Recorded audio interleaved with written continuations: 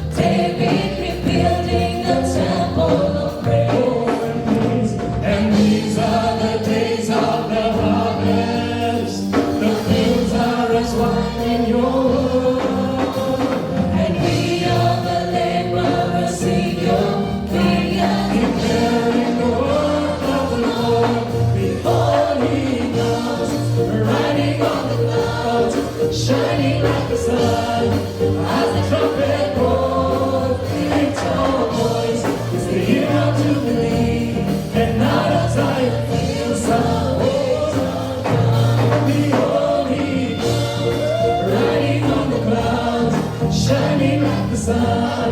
As the trumpet call, lift your voice. It's the year of Jubilee. The night of Zion's hill, salvation comes. There's no God like Jehovah. No God like Jehovah. There's no God like Jehovah. There's no God like there's no God like Jehovah. There's no God like Jehovah. There's no God like Jehovah. There's no God like Jehovah. There's no God like Jehovah. There's no God like Jehovah. There's no God like Jehovah. There's no God like Jehovah. There's no God like Jehovah. There's no God like Jehovah. There's no God like Jehovah. Behold, he comes, riding on the clouds, shining like the sun. As the trumpet calls, lift your voice. It's the year of Jubilee, and out of Zion's hill, salvation. Behold, he comes, riding on the clouds, shining like the sun. As the trumpet calls, lift your voice. It's the year of Jubilee, and out of Zion's hill, salvation. This is church. And the church is the pillar of truth. It is the pillar of hallelujah.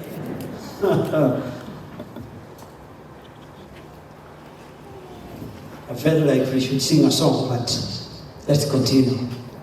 Just felt like we should sing that song. We bless your name. Almighty God, we bow before your throne. We glorify your holy name. Yahweh, be magnified. Would you want to magnify him? Please give him a big clap. Hallelujah. Give him a big clap. Give him a better clap. Bless his holy name. Thank you. I bless the Lord for all of us and for this day and for this Sunday.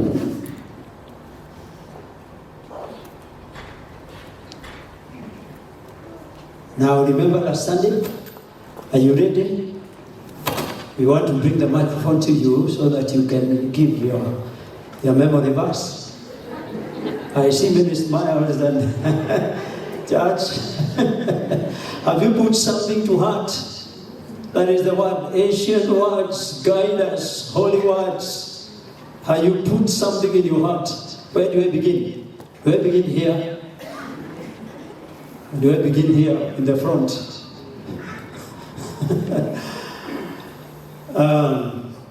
Say for the time and the season we are in, would have spread the microphone and heard what you have put at heart and you bless us.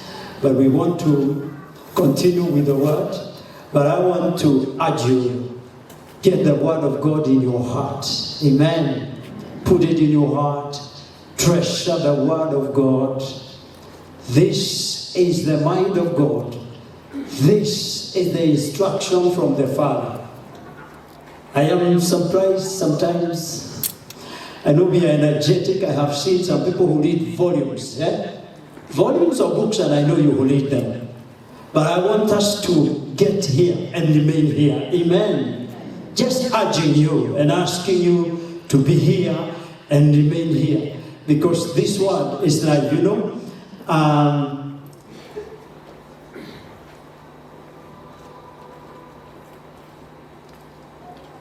sometimes I don't know whether you enjoy the word of God, but I have led this word sometimes. I am seated at the table, I rise up. I rise up because of the joy. I rise up because of the motivation and the encouragement. Do you experience that? And I said last time, as the psalmist says, I rejoice at your word, like somebody who has found what? Great treasure. When you find great treasure, what do? You rejoice. I just want to challenge you. Have you enjoyed the word of God to that point? Sometimes you rise up and you say, I got it. Hallelujah. Can I hear an amen? You're still quiet today. Praise the Lord. I just want to stir you up. Let's get into the word. I want to share the word of God, and I want to continue. For those who are visiting, we are doing a service on the word of God, and our theme verse is Colossians chapter 3 and verse 16. The Bible says, let the word of Christ dwell literally in you. And it continues, I'll be reading it at some point. But the thing is, let the word of God dwell literally in your heart. Amen. And that is what we've been building on. And we began with treasure the word. And I won't want to go back there, but I pray that you will treasure it. You will long for it. You will go for it. May the Lord help you. May the Lord help me. Last Sunday, we were sharing on getting the word in our hearts. And I pray and trust that we are committing ourselves to these things. We not just hear us, but we are also responding and giving ourselves. That we read chapter 8 of John, where Jesus was speaking from verse 13. The Bible says, as he spoke and as he shared the word, some believed in him. And to those that believed, he told them, those that believed, once you believe, you are in Christ. We say this is the beginning of discipleship. And Jesus said, if you believe, if you continue in my word, you will be my disciples indeed. And you shall know the truth, and the truth shall set you free. And we said that we need to continue. And that is what Jesus said. We don't want to remain as babies. We want to know what belongs to us. Jesus said, you will know the truth, and the truth will set you free. Many of us in the house of the Lord are walking in ignorance, not because God is not and has not released the answer, but simply because we don't know. The Bible says, my people perish for lack of knowledge. Perishing is not only that kind of thing you think, but you can suffer. Let me say, you can suffer for lack of knowledge. So the word of God has the answer. The word of God is spoken for you, and you can receive the promise, but you need to know it. You need to receive it by faith. And we say this is discipleship. Thank you, Dr. Kahodia, for emphasizing, because we want to walk together. We want to be in a path of discipleship. We want to grow. We want to mature. Hallelujah. So I challenge you. Are you in a discipleship group? Are you in an SG? If you're not there, I want to say Jesus is speaking to you. And he is saying, you are not walking that path.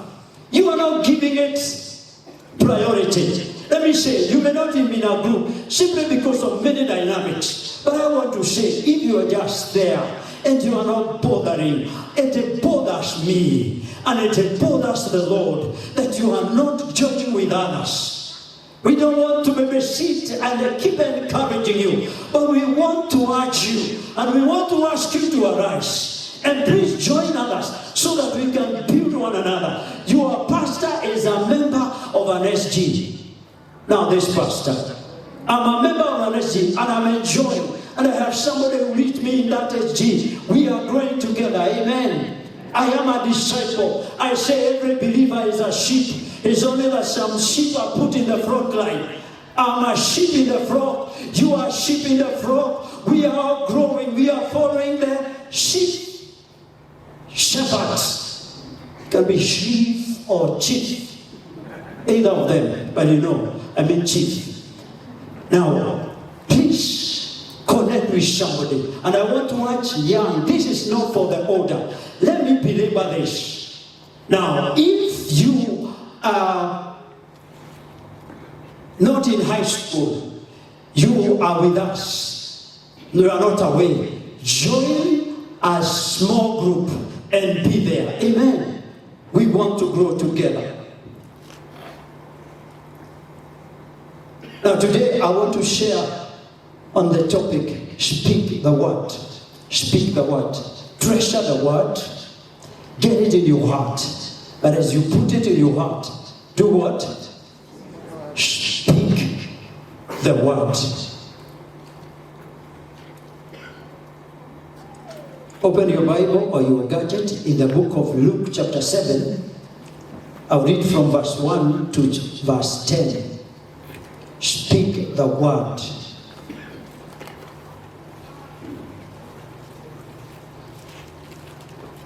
Are you there? Let me ask you to stand. We read it together as we stand. You have been sitting for a while. Get up, standing. We read this word. The word of God is life. The word of God is spirit. The word of God is powerful. The word of God is eternal. The word of God is wisdom. Hallelujah. Now from verse 1. I'll read the NIV version. When Jesus had finished saying all this in the hearing of the people, he entered Capernaum. Luke chapter 7, verse 1 to 10. Verse 2. There a centurion servant, whom his master valued highly, was sick and was about to die. The centurion heard of Jesus and sent some elders of the Jews to him, asking him to come and heal his servant. Verse 4. When they came to Jesus, they pleaded earnestly with him, "This man deserves to have you do this, because he loves our nation and has built our synagogue." So Jesus went with him. He was not far from the house when the centurion sent friend to say to him, "Lord, don't trouble yourself, for I do not deserve to have you come under my roof. That is why I did not even consider myself worthy to come to you. But say the word, and my servant will be healed. For I myself am a man under authority, with soldiers under me. I tell this one, go, and he goes, and that one, come, and he comes. I say to my servant, do this, and he does it." When Jesus heard this, he was amazed at him, and turning to the crowd, followed him. He said, "I tell you, I have not found such great faith even in Israel." Then the man who had sent returned to the house and found the servant well. Father, in the name of Jesus, we thank you for your word. And as we share the wisdom of your word, I pray that every heart will receive that, Lord, you will minister to us and transform us into your likeness. Thank you for everyone that has left their house and come to your house. Lord, I pray you will minister to us. Be glorified, be honored. For this we ask in Jesus' name. And all God's people say, amen. Have your seat in his presence.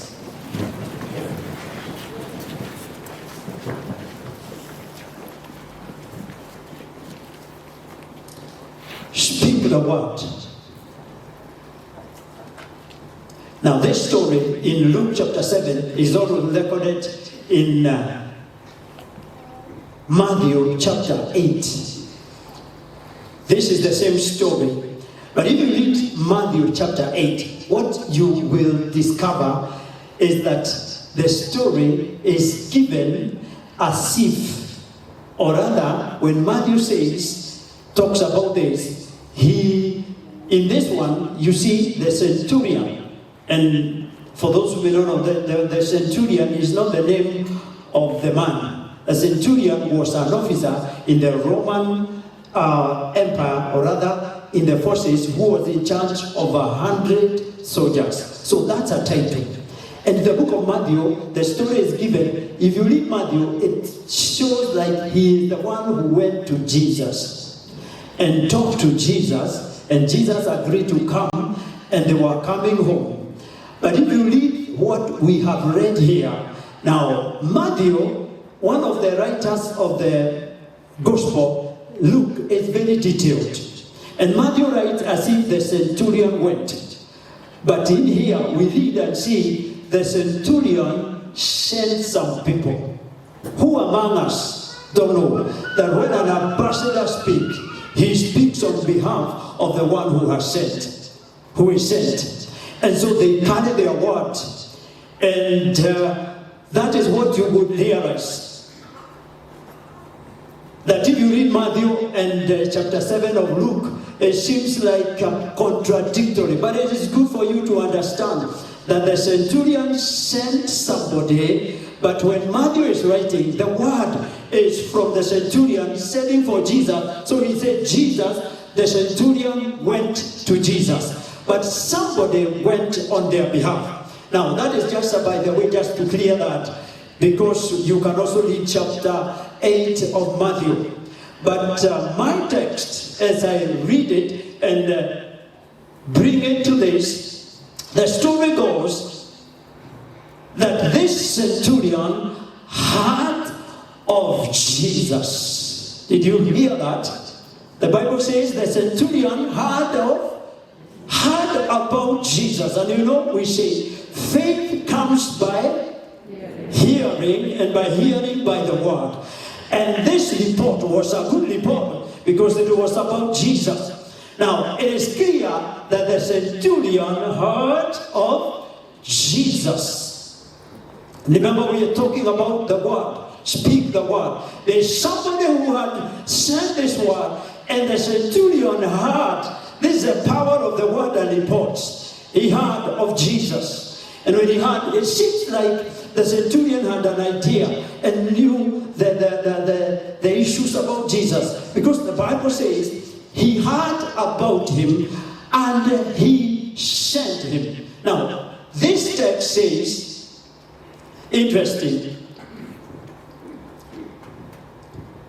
the centurion had a sick servant who, if you read some version, I was reading, the English translation says he was ready to die. I don't know what that means. Whether he had given his last words and said, I am going.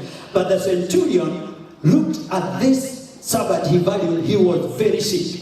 When he heard about Jesus, the Bible says, he sent some elders of the Jews to him. And what was the request? He asked him to come and heal his servant. That means the centurion has had an idea, and he knew that Jesus heals.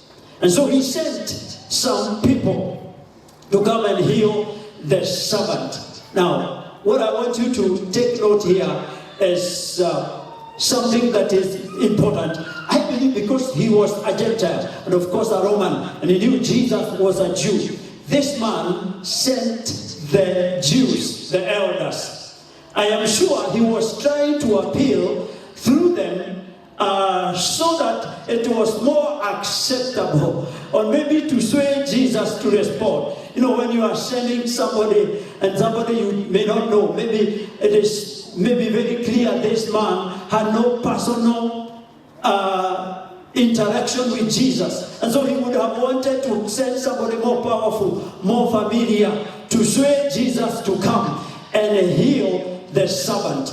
And this is important for you and me, because this is what he thought. And when they came to Jesus, the Bible says they pleaded earnestly with him. Are we sure we're together? He pleaded earnestly. They pleaded earnestly together. They came. And then they said this reason. That is verse 4 and 5. This man deserves to have you do this. Did you hear? This man deserves that you respond to him. Why? They said, because he loves our nation and has built a synagogue. You see, this is important for you and me as a believer.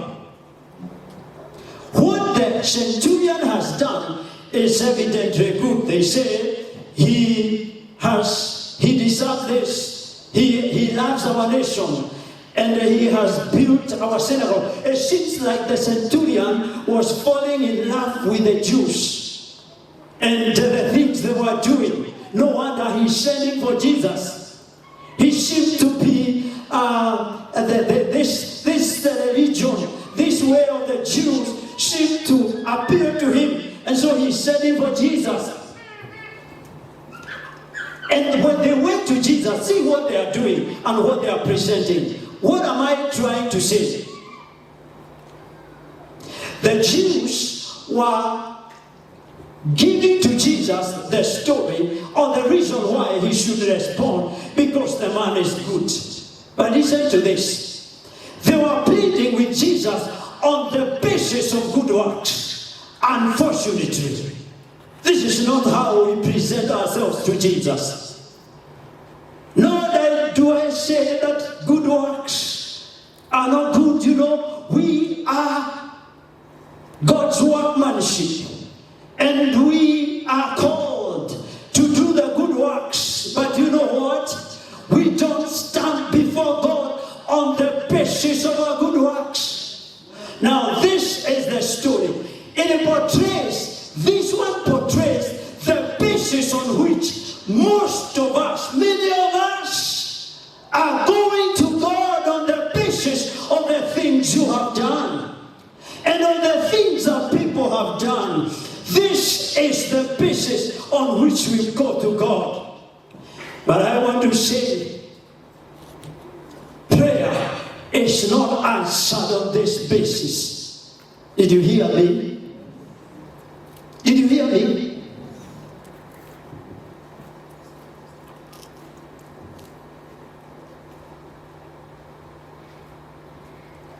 I want you to hear this, even as we talk about speaking the word.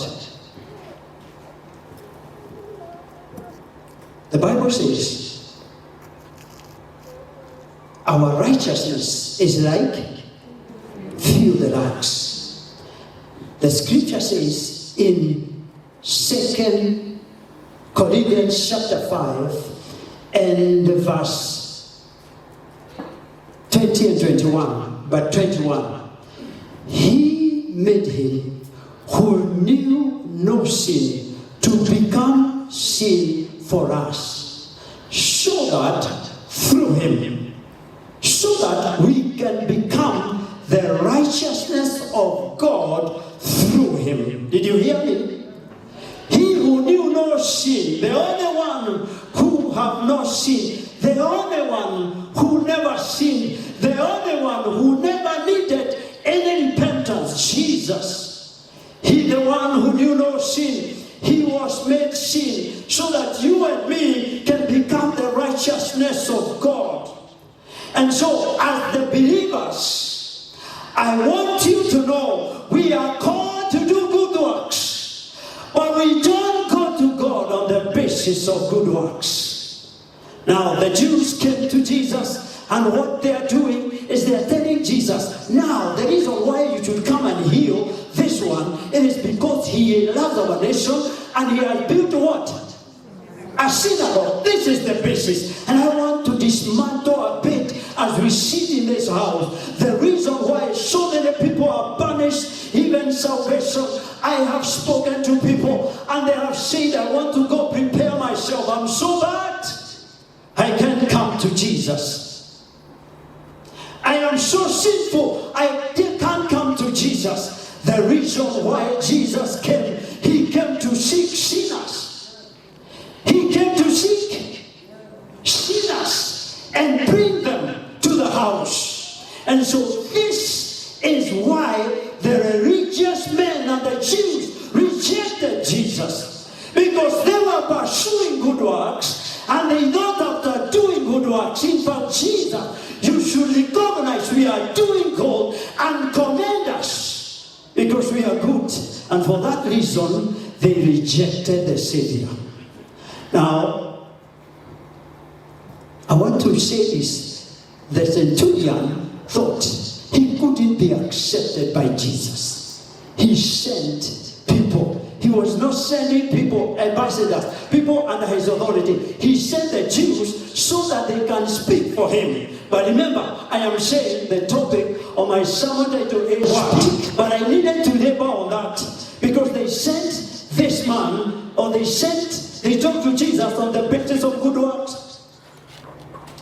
But God respond to faith. Can you say amen? Now, faith comes by hearing, and hearing the word. The centurion has responded to the report because he heard about Jesus. That is faith. Hallelujah. That is faith. The centurion has responded on faith, but he also thinking that he needs somebody at the middle to appeal for him. He didn't understand so much, and because of the word that was spoken, he had some faith and sent for Jesus. The people who went, they didn't go there on the basis of faith. They went there to plead for him because of his good works. Jesus is looking for somebody who can believe. And those who believe, they speak the word. That's why I'm laboring on this. Speak the word. But you have it in your heart and we speak it in faith. Hallelujah. So these people and us, we come to God. This does not in any way say we should not confess that. That's why I want to tell you, if it is only on the basis of our good works, none of us can be heard by God. I didn't hear an amen for that. If it is only on the basis of good works, none of us can be heard by God. Why? Because it's only Him that need not to confess. Every time we get closer to God, and that's why Jesus said, continue in me, you will be my disciples indeed. The more you continue with God, the more you find yourself wrecked. The more you continue knowing Jesus, the more you find yourself a sinner. There are people who came to Jesus, they felt they were not very sinful. Have you met such people? Talk to them and they are saved, and as you try to talk to them, say, by the way, I wasn't very bad. Have you heard? Is it familiar? I wasn't very bad. And what they are trying to say, that portrays they are now getting closer to God. When you get closer to Jesus, the righteousness, the purity, the image of God, you see yourself and you realize, I am undone. The more you see Him, the more you realize you are undone. The more you realize, I am work in progress. The more you realize, I need Him more. And so, when you get closer to Him, you realize, I am wrecked. You see the things that you need to drop off. You see the things you need to cast off so that you can be like Him. And so, this is it. We have nothing that we can get on any other basis except by faith. And that's why not our works. Now when they appealed to Jesus, because now I want to move faster. When they appealed to Jesus, the Bible says Jesus accepted and He said, I will come. But I want to go faster. Jesus responded. Now He didn't say anything to this man on the basis of what I'm trying to explain. But Jesus responded and He said, I will. And so while he was on the way, the Bible says, the centurion. And that's why I'm talking about faith. If you have the word, speak it in faith. The centurion said a word. I'm sure he also sent people. And this is what he said, Lord, don't trouble yourself by sins, for I do not deserve to have you come under my roof. That is why I did not even consider myself worthy to come to you. But say the word, and my servant will be healed. Now go with me. Jesus has responded. And I am telling you, Jesus responded to the plea of the centurion. And of course, these people that came on his behalf. But while he is on the way, he said a word. And isn't this something to blow us? He said, don't trouble yourself. I don't deserve you to come under my roof. That's why I didn't even consider myself worthy to come to you. But speak a word, and my servant will be healed. Now Jesus, when this word came, he looked around and he said, I this kind of faith. I have not encountered this kind of faith.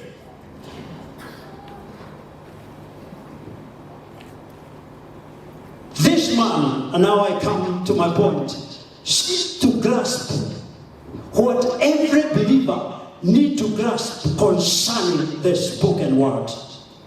This man seemed to grasp something that the Jews and the people he sent did not understand. And this is what God wants us to understand and get of the spoken word. He said this, verse 8, I'm a man under authority with my soldiers under me. Now this man, I like this. When God plants you somewhere, wherever you are, he uses your context to help you understand him. Where God places you, he uses that to teach you. This man is a commander. He is leading 100 soldiers. And with his experience and what he has gone through, we can get it. Because he gave, through this, Jesus gave a big lesson concerning authority and what he got from his career, so to say. He said, I myself am a man under authority with many soldiers under me. I tell you this. I tell this one, go, and he goes. And that one, come, and he comes.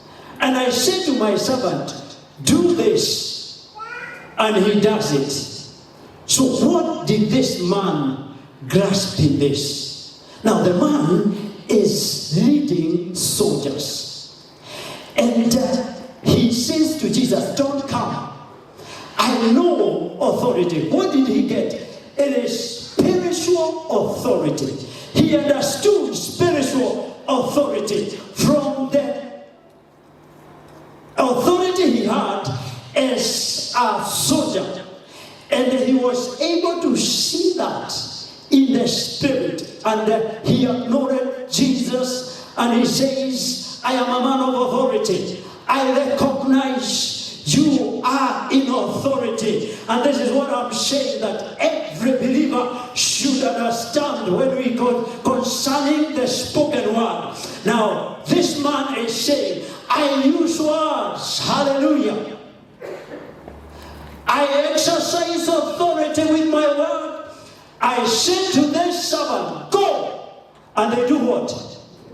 They go. I say to this one, come. Can you see something here? The word. Can you see the word? No, he doesn't look at them. It is not language with the eyes. Are we together? Are you listening to me? I said this man is not saying, I look at you with a look that tells you, go there. But I say to this soldier, go. And he does what? He goes. I say to that one, come. And he comes. And I say to another one, do this. I give instructions because I'm a man under. Please remember, I'm not a man in authority. In fact, he is saying I'm not a man in. He's saying I'm a man under. Did you get this? I am a man under. He's not saying I'm an authority. He's saying I'm under authority. You know what he's communicating? I have been given authority by Caesar. That is the emperor of the Romans. I have authority. I am under authority. I have received authority. And I exercise this authority. I speak it. Hallelujah. I speak the word. And because I'm under authority, I've been given authority by Caesar.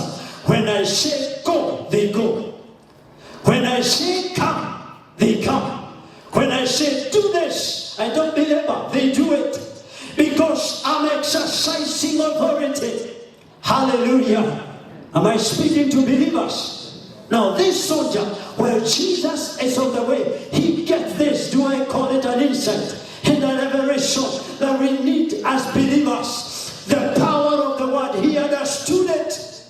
In fact, this is it. Even if you go home, now you can understand, isn't it? At least you got something that this man understood.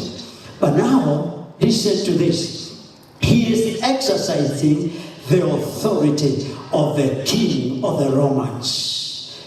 He is saying, Jesus, I know you. Because he's saying, Jesus, I am an authority. He's recognizing Jesus as under an authority, spiritual authority. He's saying, Jesus, you have authority. It has been given to you. You don't have to come. You don't have to come to my house. You can only speak a word.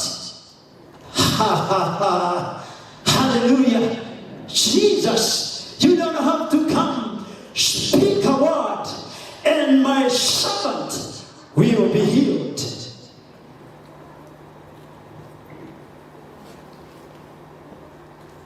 Dear saints, do you understand we are under authority?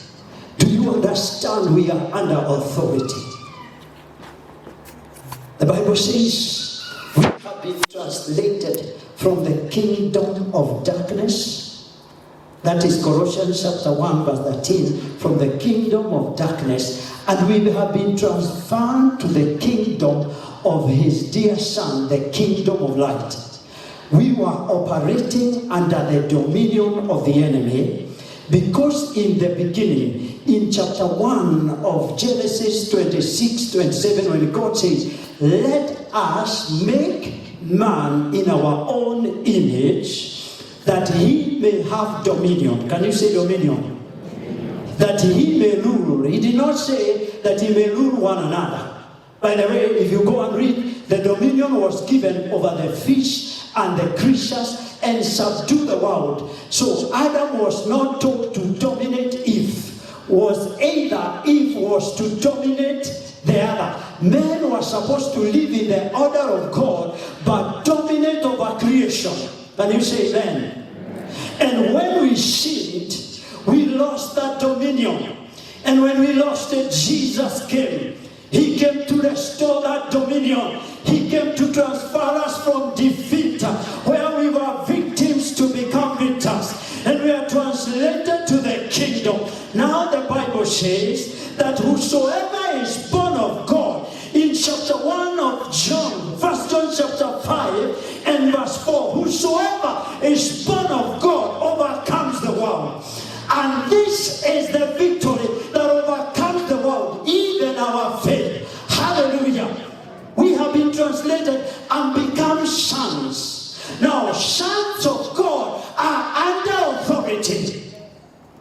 Oh, it's on the side as you say yes. Do you seem to understand? Sons of God under authority. Which authority? The authority of God. And therefore, they are supposed to exercise authority. The Bible says that man saying, I know I am a man under authority. That one does not mean I am dominated and pressed down, but I have been given the authority to exercise.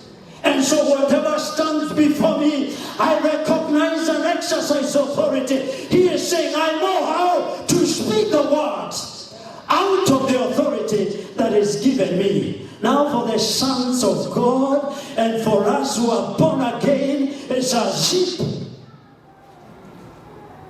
Did you hear me? Most of us are zipped. We don't speak. We don't speak the word. This man is saying, I speak. This man is saying, I exercise authority. Now he does not become the king, but he exercises the authority of. We don't become Jesus. We are sons of God. We are the junior Jesus. We are the sons of God. Jesus is the firstborn. But he has delegated this authority. And this authority is supposed to be exercised. And it's exercised by those under authority. Likewise, every authority possessed by the believer comes from Jesus. Unlike the centurion, the authority of the believers is never to be exercised over other people, but rather over the spirits and darkness and situations. We are not called to dominate one another. And that's why the world has become a place of trouble. Because after the fall, men started dominating one another. In fact, do you know the greatest problem that we have is men? That's why we have AK-47, isn't it? When we talk about terrorism, it is not the elephants. They terrorize us and we shoot them. We actually tame them. But who can take the man? It is only God. Because we have dominated one another. Why are nations fighting? It is because men are dominating one. Why are we crying? We say there are nations that are calling our will. They dominate one another. At one time we are colonized. We were dominated by men. This is not scriptural. I can tell you, God did not create us to dominate one another. But because of the fall, now some people have to be dominated for them to toe the line. And that's why we have courts. That's why we have discipline. Because after the fall, we are not like God. We are changed. We are fallen. There are areas we need to be changed and be like Jesus. And it is only when we are getting changed and become like Jesus, we are able to exercise the authority of Jesus. Now, God did not call us to dominate one another, but rather to dominate darkness. And that's why this man said, I know you are a man under authority. I'm a man under authority. Jesus is like, he is helping Jesus not to trouble himself a lot. But you see, his inside, Jesus was amazed at this. Oh, can there be such a wonder? Because centurion, he wasn't the leader, he wasn't the pastor. I pray that among us will get this insight and liberation that will move God in speaking. Because you understand, now this is the point. As those under authority, what do we do with the word? We do what? Speak the word. You are under authority. What do? Speak the word. Don't be so quiet. You know, we are more prone to complaining and joining those things than speaking the word. Is that familiar? Do you know the words we speak in complaining? Many. But God has called us to speak the word. Now, Jesus was coming to heal. And the Bible says, he sent the word. And the man was healed. As the Son of God, he has made us. We are begotten of God. Can I hear an amen? You are begotten? We are born again. The first time you are born, you are natural and you can subdue the world because God never took the natural ability to subdue the world from man. You can subdue the world naturally. You can subdue intellectually. God has blessed all people. You can go and be at the top in your class. That does not mean you are born again. You are still not. You can be at the top and the top scholar in the world. That does not qualify you to be born again. You can do all the good works in the world. None of that can qualify you to be born again. But I tell you, those who are born of God, begotten of the blood of Jesus, they become sons. And what happens? They are under authority. And under the dominion, under the authority of Jesus. And so what? They can exercise authority. Jesus said in the book of Luke chapter 10 verse 19 to 20, I have given you authority to trample on snakes and scorpions and to overcome all the power of the enemy. Nothing will harm you. I have given you authority. You are under authority. Therefore, I am calling you to go and exercise it. Hallelujah. This authority, like I said, is not to dominate men. It is to dominate the kingdom of darkness. Because we are the kingdom, children of the kingdom. Now let me say 4 things here, very quickly. Speak the word. Let it be heard. Why? Number 1, to proclaim salvation to the unbelievers, those who are not born again. Speak the word, let it be heard. Now, as sons of God, we know that Jesus came, and the first thing Jesus did is, when he began, he said, repent, for the kingdom of God is at hand. Now, that was the mission of Jesus, to win us to the Father. And when he finished, I tried to memorize, and I think I did. Mark chapter 14. Let me read it for you. Let me read it for you from verse. Mark chapter 16 from 14. This is what the scripture says. Later, he appeared to the 11. And he did what? He rebuked them because of their unbelief and the hardness of heart, because they did not believe them who saw him after he had risen.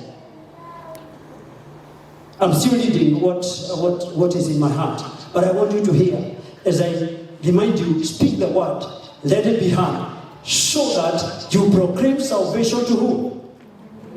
To those who are not born again. That is the first thing, speak the word. Now Jesus said so after he had appeared. Then he said to them, go into the whole world and preach the gospel to every creature. To every.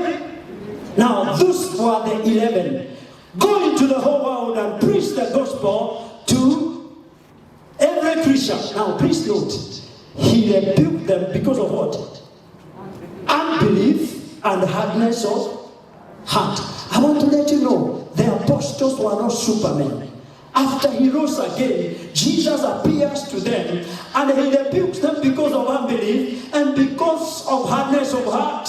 I want to encourage somebody and let you know, Peter and the rest and the 11 were not supermen.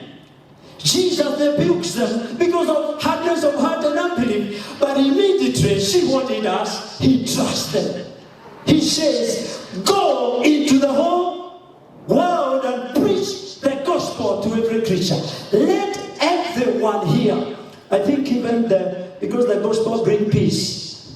We are not supposed to preach to cows and animals, but the gospel, because it's the word of God and brings peace. Even if the animals are fighting and there's so much commotion in your family, maybe you can speak and say, be healed, stop fighting. But I'm saying, Jesus was pointing to us, every creature, he says to everyone.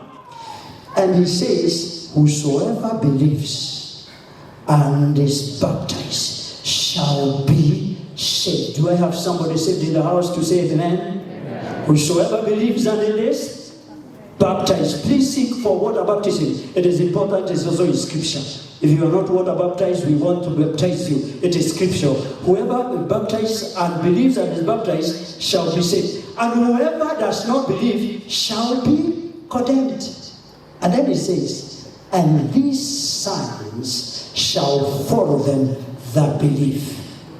In my name, they will cast out devils. They will open their mouth and they will dominate. They will cast out spirits. They will cast out demons in my name. And then he says, they shall speak in new tongues. Hallelujah.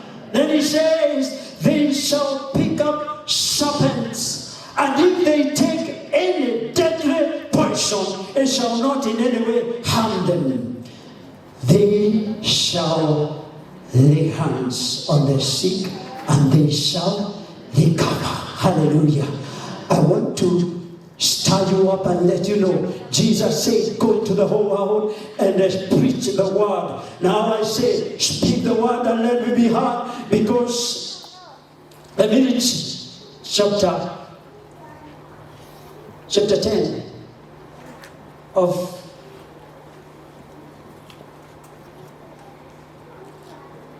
Romans, verse 13 says, for everyone who calls on the name of the Lord shall be saved. Everyone who does what? Somebody who calls, these are words. Somebody who believes and calls shall be saved. Then verse 14 says, how can they call on the one they have not believed in? How can they call? Because the Bible says they call on the Lord and they are saved. Are we together? Salvation comes through the Lord. Call on the name of the Lord and you'll be saved. But how can they call unless they have believed in Him? How can they call on Him whom they have not believed in? And how can they believe in the one whom they have not heard? Now remember, number one, call. Secondly, they have not heard. They're supposed to believe. They are supposed to call. After they do what? They believe. And they are supposed to believe on the one they have heard. So call, but you can't call unless you have believed. You have heard, you have believed. And you can't believe unless you have heard. So they call because they have believed. And they believe because they have heard.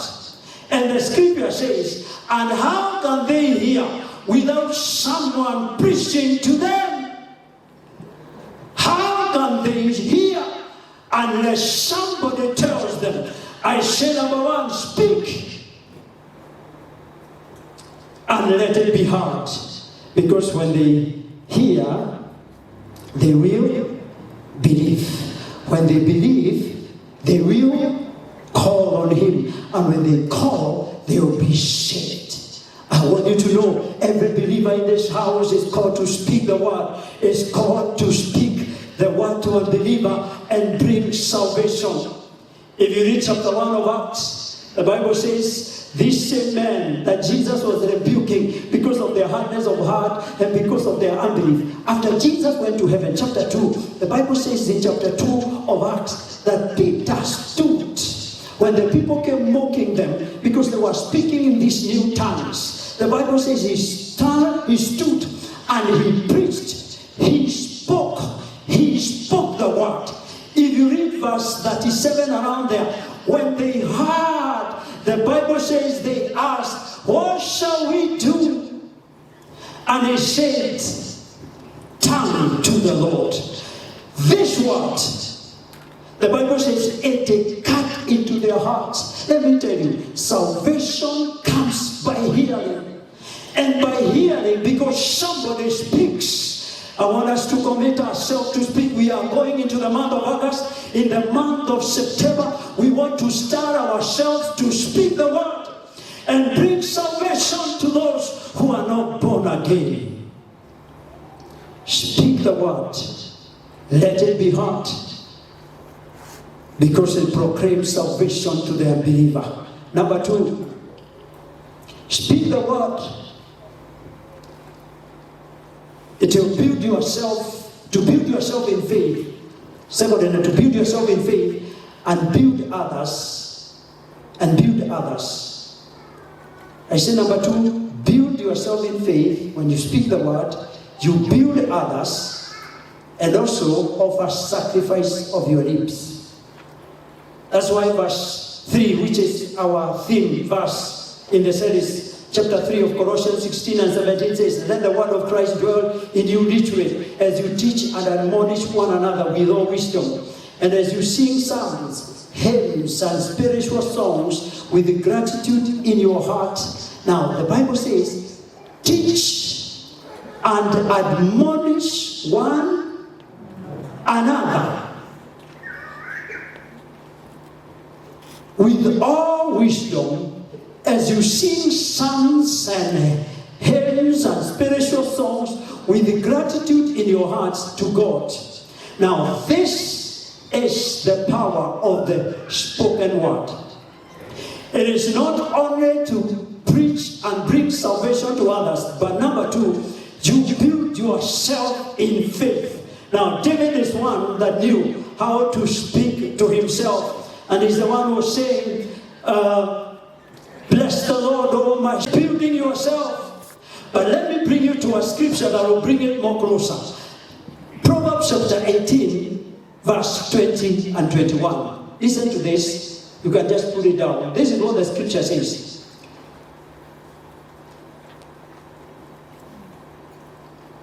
Verse 18 and 21. Listen. From the fruit of his stomach, from the fruit of his mouth, a man's stomach is filled. With the harvest from his lips, he is satisfied. Then verse 21. The tongue has the power of life and death, and those who love it will eat of its fruit. Now let me ask you, have you ever tried to encourage somebody who has already ministered to themselves discouragement? Have you ever? And as you try to speak, but you say all this, then they put but, and they put their things and their story. You are trying to tell them it is going to work. They say but they negate everything. Have you ever tried to speak to somebody who is defeated and they've spoken hopelessness to themselves, and you are trying to encourage them? Now the scripture is saying, from the fruit of his mouth, a man's stomach is filled. Now this is not the physical one. This is the spiritual belly. The spiritual belly is fed by the mouth. But this mouth, although it is the natural mouth, it speaks words. And those words you speak, they go to your innermost being. They go to your belly. And that's why the scripture is saying, from the fruit of the mouth, a man's stomach is filled. You eat naturally, you fill your belly. Now the words that you speak, they feed your inner man. You build yourself. So when you speak the right word, you build your faith. When you speak the words, you build your faith. I am able. I am healed. The Lord, by the stripes of Jesus, I am healed. Though I feel weak, I will rise because the Lord has done it for me. When somebody else comes and agree with you concerning healing, do you know what? You rise in faith. But the Bible says here, when you fill your stomach with the fruit of your mouth, and it is the wrong thing, the Bible says, and with the harvest from your lips, he is satisfied. From the harvest of your lips. You know what satisfaction means? You are satisfied. It brings satisfaction. I am saying you speak your word to build. You speak the word to build yourself. Do you have people here? Preach to yourself. Please lift up your hand and wave at me. What to tell you? Be the preacher to yourself. Are we committed? Preach to yourself. When you get to that house, when you get to that house, because the things you have heard are so negative and so terrible, because of the ravaging of the pandemic, you have been reduced to nothing. Now, don't agree with that story. I want to say to you, build yourself, build your faith. The Bible says we call things that are not as though they are, because we are the sons of God exercising authority, because we are under authority. And as you feel yourself, the thing that happened, you build your faith. Hallelujah. And that's why the verse 21 says, the tongue has power of what? Life and? You know what I know? Verse 20 is always quoted. But this other one, did you know it? Did you know verse 20? Many of us don't read verse 20. You only quote 21. The tongue has power of life and death. And those who, in fact, the rest of it is not read. The tongue has power of life and those who love it, they eat its fruit. And that's why, build yourself. Number two, as you speak, you also build others. I have no time to labor that. But let me say this. The enemy knows the power of words. And that's why you hear of curses. Curses are pronounced, isn't it? They curse pronounced. And that's why the scripture says, the weapon found against us shall prosper. And every word, that is Isaiah 54:17. And every word spoken against us, that speaks against us, in judgment, we shall refute or condemn. They speak words. And don't take words casually. Somebody speaks against you, cancel them. Somebody speaks negative things, counter them. Speak the word. That's why it says, we will refute, we will condemn, because words are spoken. And the enemy knows. That's why Balaam, when he saw the children of Israel and they were coming against Moab, he knew he would be wiped. He said, come. Not Balaam, Barak. He was the king of Moab. He called Balaam to come and, in fact, he says, come and cast them. Go to the mountain, look down and cast them. You know what God did? He turned this man, instead of casting them, he blessed them. And it was audio. It was not zip and silent. He spoke and he blessed them. You know what he was coming to do? He was coming to cast them. I want to say this, that there is power of life and death in the tongue.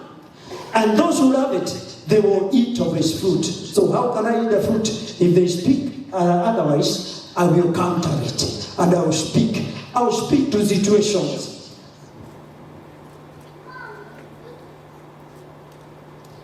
Some health reports come crashing us, especially from the doctors sometimes. Not against doctors. And we bless the Lord for doctors, they do a great job. But I want to say, especially reports of health, they come crashing and crashing. They are very tough. But some of them are given by people who are a bit casual, sorry to say, and they crash the hearer. But I'm saying, when you have learned to speak the word, we are always ready. And I tell you, this is so. I want to close this service, but allow me to give this testimony very shortly. In 1990, I think that was 96. I felt sick and I thought I had just a common cold, but it persevered. It went on. And I go to this doctor and he was giving me antibiotics for some time. I actually got to know the name, and at one point I went to the chemist and bought for myself. So I go to the doctor and I know these are the things he gave me. But this thing went on. And I remember this one evening I was going for prayer. I coughed and I had a headache, and I was asking God, what is this? Just to cut the whole story short, I know that doctors are used of God.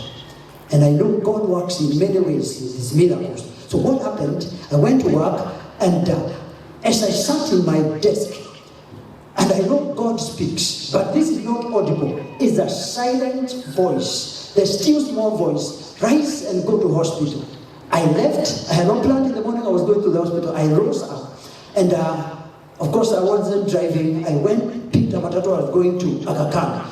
And as I got into that vehicle and sat, just before we got to Aga Khan, I got a fever, a terrible one. I became hot.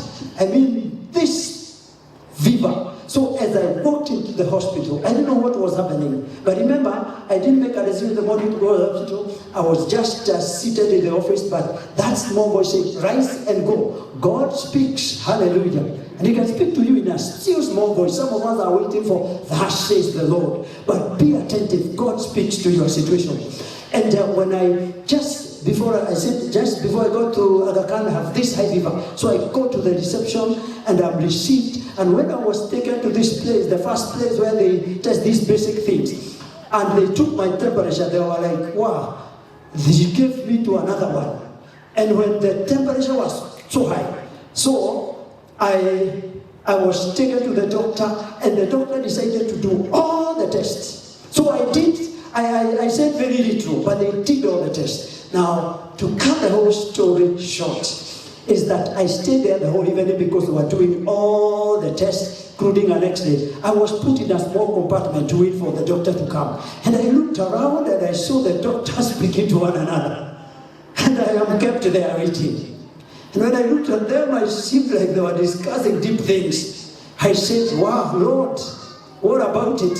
You know, as I sat there, that's why I'm saying it's good to preach to yourself. And I want to start you up to preach to yourself. So when you are there alone, you speak to yourself. And you rise up and build your faith. You know what? I say, Lord, I thank you. Because you know all things. There is nothing new to you. As I look at the doctors, they seem to be discussing things. If there is a story for me, which I don't know, you know, I thank you because you know. You know, I stayed in that place, I'm preaching to myself. And as I preached to myself, I was ready for the doctor. And I was ready for the report. The Bible says, the righteous do not fear a bad report. You know, I preached myself with those words. And they were important, let me tell you. As I sat there, finally the doctor, he moved the curtain and called me. We went to a desk, we sat together. And he said, the first word that came, you know, was serious. Because those were the days that HIV was like spinning around and there was such a stigma. And the question he asked me, you know, imagine this question. If you are told you are HIV positive, what do you do? What would you do? Thank God I had preached to myself. And I tell you it is to build your faith. Bad reports will come. Speak to yourself. I am saying, speak to yourself. I have preached to myself and God, my belly had filled something that was ready. When he asked that question, how would you answer? How would you answer? It's the time of HIV. You know, and you know what I told him? I looked at him and I told him, if I was told that I'm HIV positive, the first thing I know, you have no solution. That was tough. Doctor, you have no solution for me. That was tough, isn't it? By the way, that made him quiet. I knew it is God who helped me. Because I was bold, I told him, I know, doctor, you don't have much help for me, if that is it. He said, by the way, you're not HIV positive. That was the next day. So I wondered, why should he have started with such a question? You know it was crashing. Those are the reports that crash. I would have been crushed. I would have cried, oh. But you know what, whether it was there or not, anyway, I trust the Lord. I said, Lord, you know me. And then we had a conversation. I told him, yes. By the way, he said, you are not HIV positive, but we are suspecting you have TB. And those who have TB, we test HIV. I said, thank you, doctor. That is better now. You are communicating well, and I'm ready. As far as I know, from where I know myself, especially I could trace myself from when I gave my life to Jesus, I'm okay. I didn't tell him that, but I was tracing back. I was saying, Lord, I am confident. I trust you. And whatever it is, you know my faithfulness, you know me. And so, long testimony short, I was taken through, they checked, they realized I had TB. And I was put on treatment. I didn't have HIV, but see the question, the way it came? You see the way the question comes? You'll be called to places you need to preach to yourself and get ready. I tell you what, not just doctor people, reports that are bad, and will come and crush you and suck your faith. But God is saying, speak the word. Build your faith, build others. Amen. And you know what? I forever thank God. That still small voice, when I was tested, they looked at my lung and they said, oh, thank God. They did say thank God, but I was saying thank God. They discovered it before it went so far. And you know, TB can hide. There was no other way it could have been tested. I praise the Lord, He who knows me and loves me and had to save me so that I can be here today. That thing would have eaten my lung. But a still small voice told me, go. Now another miracle, when I'm in a matatu, I have a fever. I would have gone to the hospital and told them I am coughing. I have some this, I would have been given the antibiotics. I was feverish. And when I went there, I didn't have to explain. They were doing this test and the doctor said, do all the tests. I didn't ask for that. That's how it was discovered. I said, God performed miracle. He can use a miracle in a way that He has chosen. Hallelujah. What I'm saying, speak the word. Preach to yourself. Do you have a situation? If you don't have, preach to yourself. Build your faith. Hallelujah. Build the faith of others. Oh glory, we are under authority. We exercise authority. And whatever comes dominating us, say, you are done. I say, I'm not done. You are finished. I'm not finished. Hallelujah. These are not just words, but we speak the word. Amen. It's the word of God we speak in faith. And finally, brethren, I was set free. That's why I'm here. But I went to another one who was treating me. Oh dear, I say you need to preach to yourself. He took that X-ray, put it on that line. You know what he said? You have a very big hole on your lung. Another one, I said, I already preached to myself. I know the Lord spoke to me a still small voice. You don't know my journey. He gave me a still small voice. I rose up to go to hospital. Doctor, you have no business in telling me I have a big hole. Me, I am well. The Lord picked me up. You wouldn't have found me. I would have died. You would never have come to your clinic. But the Lord picked me up. He brought me to the hospital. It was discovered. Now, please treat me. I was not telling him that, but I was telling myself. By the way, I laughed. When he said, you have a very big hole, my friend, I laughed. I said, sir, do your work. Do your work. Do your work and finish. The master is at work. Hallelujah. Hallelujah. Am I encouraging somebody? I know we have testimonies, but I'm saying, speak the word. Let somebody be saved. Let somebody build their faith, build the faith of others, and then we shall press on. We are not dominating others, we are dominating the world and the kingdom of darkness. Not last. Number 3, it is a divine weapon of spiritual warfare. Ephesians 6:17. The word of God is the sword of the Spirit. Amen. It's the sword of the Spirit. Remember Jesus? When Satan came, what did he say? Chapter 4, Matthew 4:4. And also Luke chapter 4. It is, he did keep quiet, you know. Keep quiet. And the devil, at least there's the devil. Nothing to do with you. You know what he said? It is written, speak the word. And because of our time, you can go and read chapter 1, chapter 17 of 1 Samuel. You know the story of David and Goliath? The man came and he was doing what? He was speaking the word. The other word. Because there is power of life and death in the tongue. He came and defied the Israel, and he said, give me a man. If you give me a man, we fight. If I kill him, you will be our slaves. If he kills me, you will be our slaves. And the Bible says, if you read from chapter 17, he defied the armies of Israel.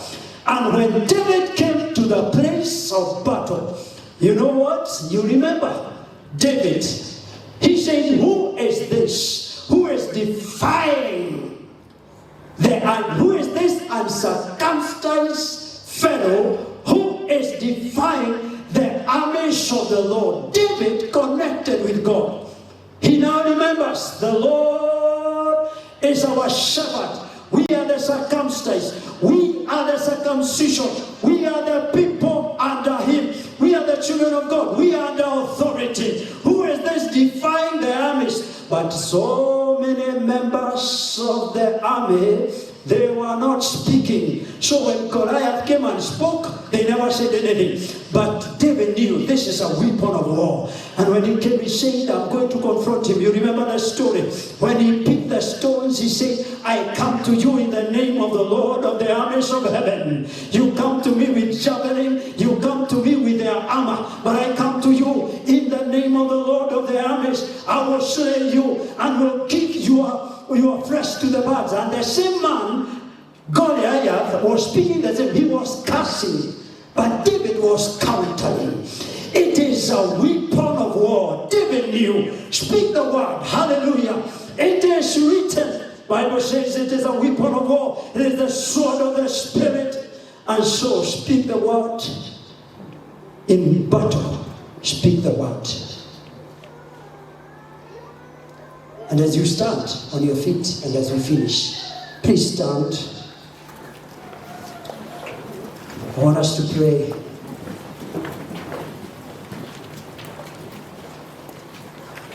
just like the centurion,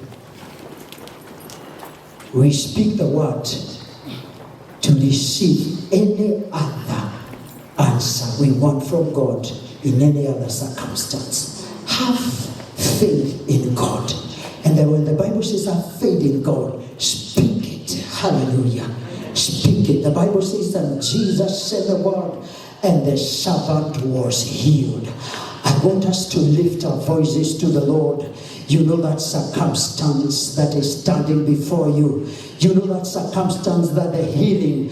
I know there are many circumstances. The Bible says, have faith in God. Speak the word. Speak the word. Confess that word. Confess that word. The Bible says the righteous shall be the Lord. The battle is the Lord. The Lord is our shepherd. The Lord is my shepherd. I shall not be in want. The Lord shall supply my needs. The Lord will raise me. There is that circumstance that you have and it is confronting you. Speak the word. The Bible says that Syrian said, I am a man under authority. And I say, go. And this one goes, come. And they come. Do this and they do. I want somebody to lift up their voice. Exercise authority. Exercise it. Speak the word to that situation. Speak the word to that circumstance. In the name of Jesus. As you close your eyes, as you raise your voice to the Lord, you are saying, the Lord is my shepherd.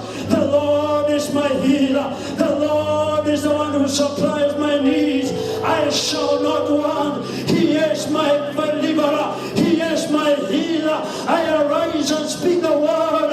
I counter the forces of the enemy. I counter the statement that I have said against me that I'm a failure. I am not a failure. I counter the voice that have been spoken against me in the name of Jesus. In the name of Jesus. I know the name of the Lord. It is a tower for me. A tower for me. The righteous, they run to